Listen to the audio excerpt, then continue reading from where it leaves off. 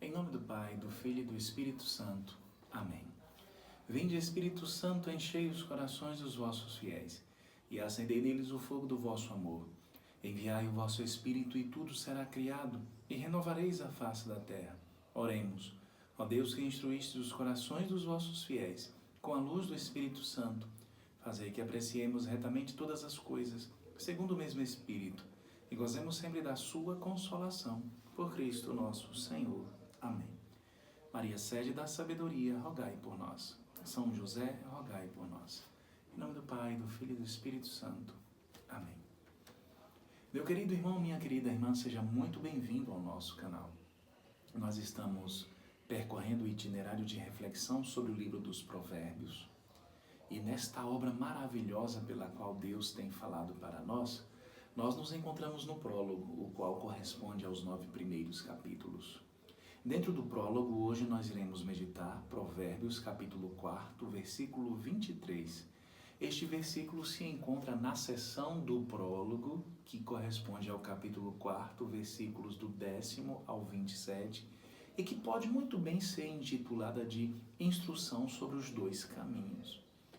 Hoje, Provérbios, capítulo 4, versículo 23 diz assim para nós: Acima de tudo, guarda o teu coração, pois dele procedem as fontes da vida. Esta palavra de Deus para nós é forte.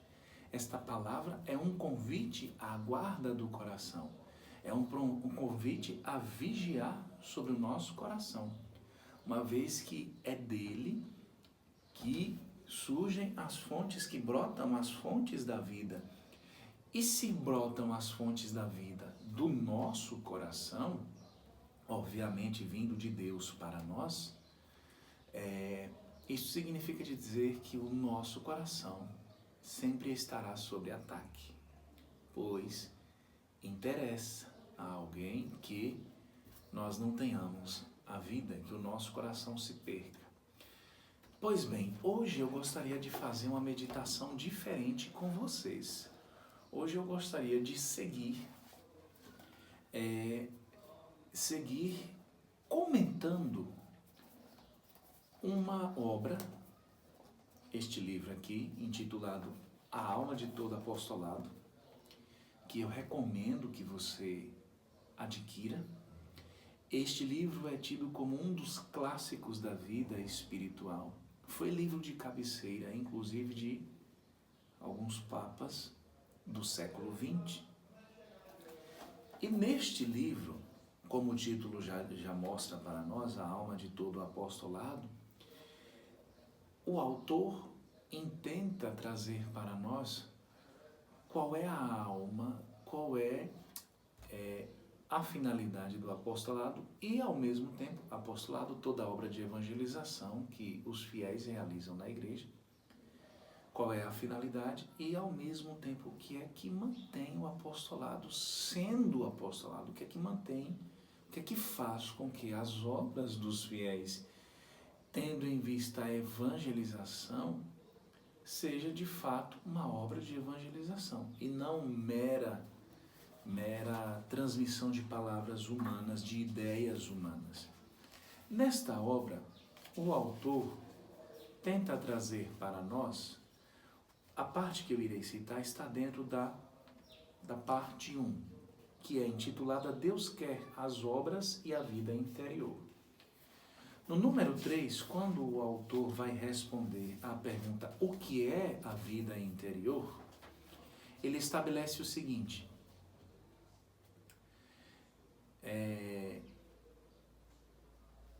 sairíamos do nosso plano se nos demorássemos no estudo de ascetismo. Falar sobre ascese, sobre as práticas de mortificação espiritual. Dentro desta parte, o autor está dizendo que sairia do plano se nos demorássemos no estudo de ascetismo.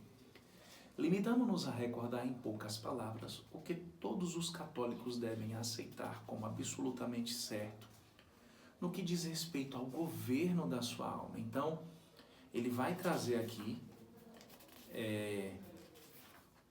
um elenco composto por 11 verdades que, na concepção do autor, este elenco de 11 verdades devem ser aceitas absolutamente como certas da parte dos católicos, no que diz respeito ao governo da sua alma. Na quarta verdade, na oitava verdade, o autor cita exatamente o versículo de Provérbios que hoje estamos a meditar. Esta oitava verdade apresentada por ele é uma reflexão sobre o que nos é proposto em Provérbios, capítulo 4, versículo 23. Vou ler novamente este versículo. Acima de tudo, guarda o teu coração, pois dele procedem as fontes da vida. Assim diz o nosso autor. A minha vida interior será o que for a minha guarda do coração. Na sequência ele cita o versículo. Aplica-te com todo o cuidado possível à guarda do teu coração, porque dele é que procede a vida.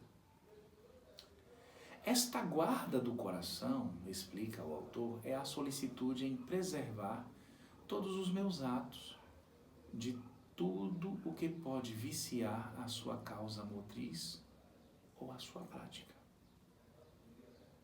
Solicitude tranquila, natural, mas também enérgica, pois baseia-se no recurso filial a Deus. O que o autor está dizendo aqui? A guarda do coração é a solicitude em preservar todos os meus atos, de tudo que pode viciar a sua causa motriz ou a sua prática.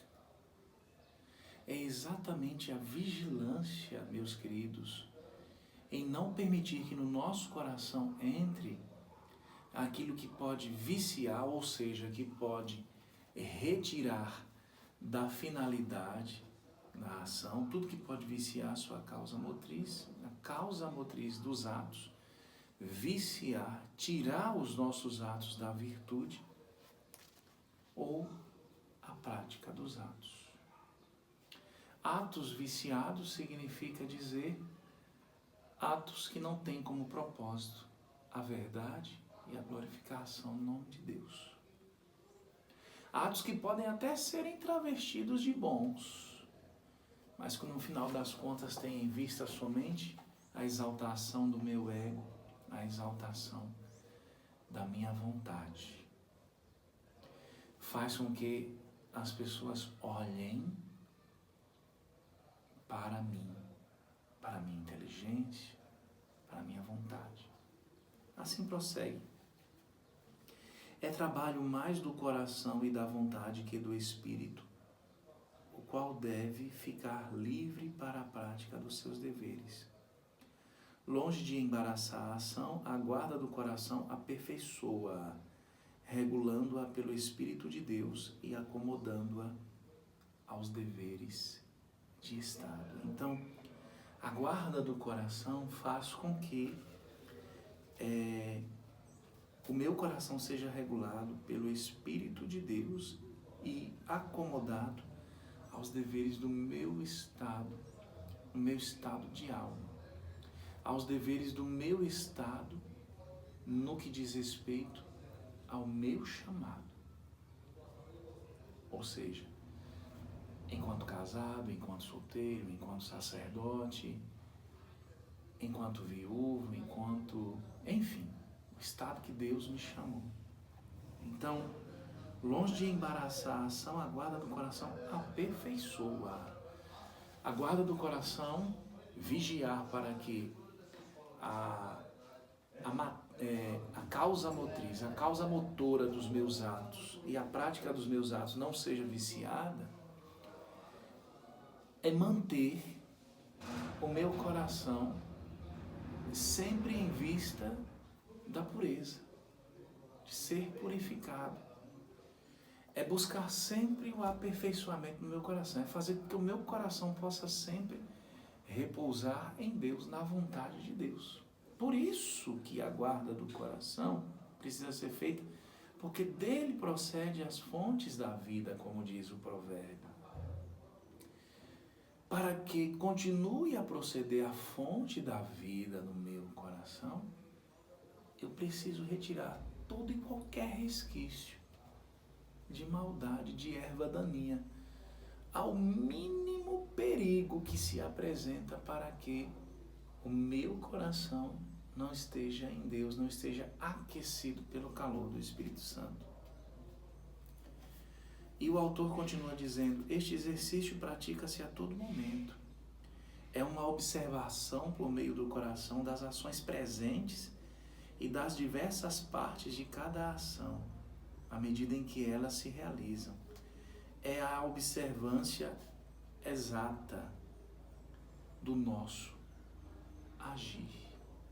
Como sentinela vigilante, a alma observa atentamente os movimentos do seu coração e vigia as suas inclinações, as paixões, as palavras e as ações. O coração é moldado segundo a vontade de Deus. Tudo aquilo que procede do coração, eu vou vigiar, eu vou observar quais são os sentimentos que estão brotando deles, quais inclinações, para onde eu estou tendendo. Estou tendendo para aquilo que agrada a Deus ou estou tendendo para aquilo que agrada a carne, que agrada aos homens, que agrada ao pecado?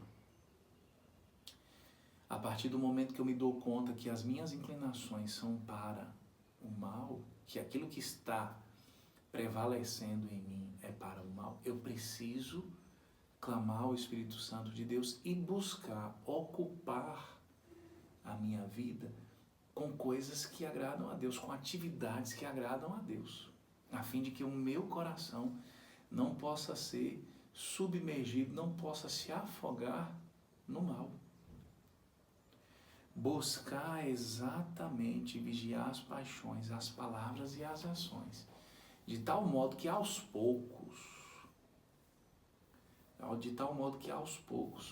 o meu coração possa ir se transformando no coração do Senhor, no coração de Jesus, semelhante ao coração de Jesus.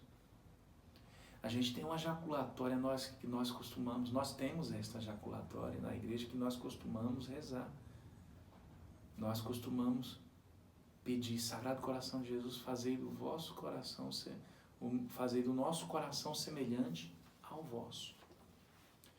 Pedir ao Senhor que o nosso coração, que dele somente possa brotar sentimentos que correspondam à vontade de Deus, ou seja, sentimentos de amor, sentimentos de paz, sentimentos de ordem, sentimentos de tranquilidade, sentimentos de boas relações, de relações salutares. Não de relações viciadas, não de relações onde nós nos detemos com o próximo para fazer dele objeto das nossas vontades, dos nossos prazeres, e que a nossa própria vontade possa ser direcionada à de Deus. A guarda do coração exige certo recolhimento. Uma alma dissipada não consegue realizá-la, mas com a sua prática frequente adquire-se o hábito.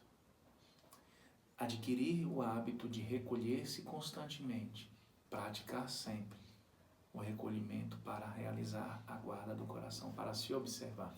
Isso requer um exame de consciência diário. Quando você tem o hábito de fazer o exame de consciência diariamente, você está no caminho certo para se habituar na guarda do coração, para que o Espírito Santo possa tornar o seu coração cada vez mais semelhante ao de Jesus. Para onde vou? Que faria Jesus em meu lugar? O que me aconselharia? Que exige ele de mim neste momento? Tais são as interrogações que espontaneamente se apresentam à alma sedenta de vida interior. A alma que busca a guarda do coração. Então que você, e eu gostaria de finalizar com essas palavras, que você possa sempre e constantemente fazer esses questionamentos. Para onde vou? Qual é a meta da minha vida? Qual é a meta desta minha ação de agora, neste momento? A minha meta tem sempre em vista a glorificação do nome de Deus e o bem e a salvação das almas, por mais simples que seja a ação. Que faria Jesus em meu lugar? É uma pergunta que deve ser feita sempre. E fazê-la humildemente ao Espírito Santo de Deus e permitir que o Espírito responda em nosso coração. O que Jesus me aconselharia? O que exige Ele de mim neste momento? Com essas interrogações e com um constante exame de consciência, com um recolhimento constante, meu querido, minha querida, certamente Deus te conduz à guarda do coração, para que do seu coração continue jorrando a vida que vem de Deus, proceda às fontes da vida. Louvado seja nosso Senhor Jesus Cristo, para sempre seja louvado. Fique na paz do Senhor.